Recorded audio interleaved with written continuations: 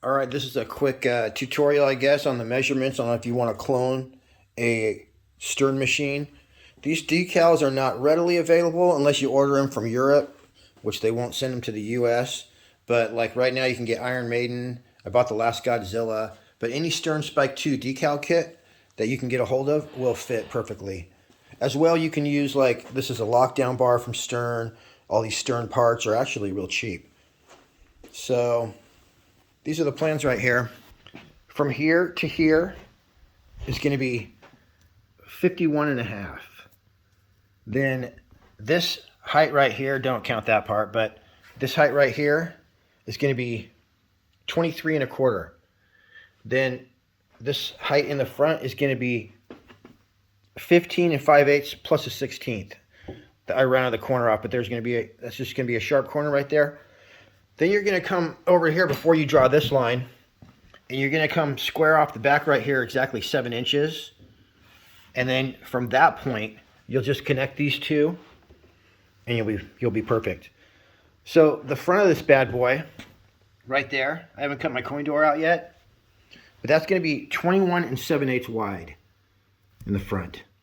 Now the back box, right here, after you make them, you just run it.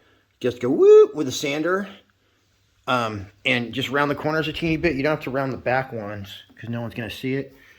And then you could put the channel stuff right there. Anyway, it's going to be 7 3/4 inches wide and 28 1/4 tall. And then round the edges off. So these are exact measurements. So then you put the decal on, and then you take this is actually a paint pen, and you go boop down the edge, and it looks great. It'll fit perfectly. You basically leave about 1/8 inch around.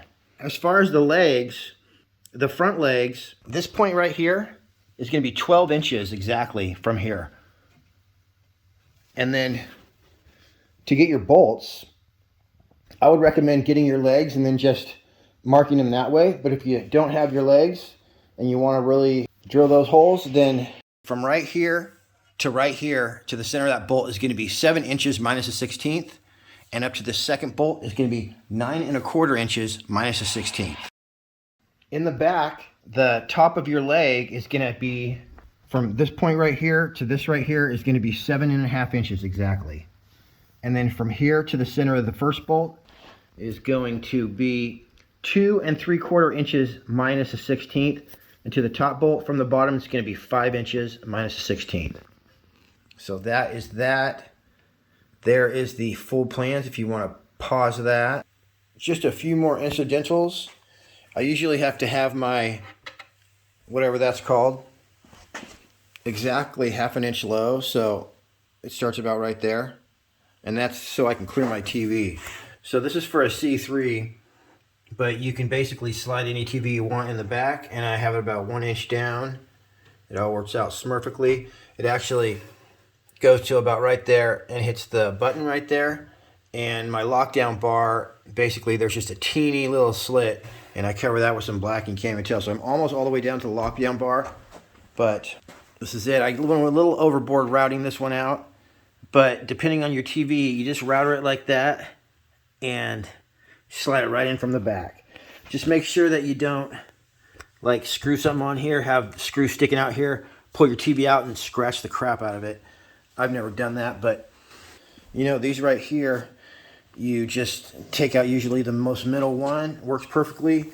The edges on these are kind of rounded down, and then this, instead of being square, they kind of just go in the angle of the entire thing. So just kind of give that a little bit of a thing. Also, these right here are 45-degree angles.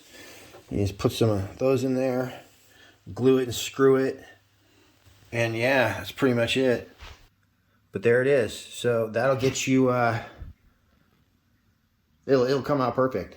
Then this part, you just make it as wide as you want for however your, here's an example. However wide your monitor is, you just make it wide as you want. Here's one I got all made up, and then you primer this. And then I like to paint the edges black and then give it like a 300 grit sand.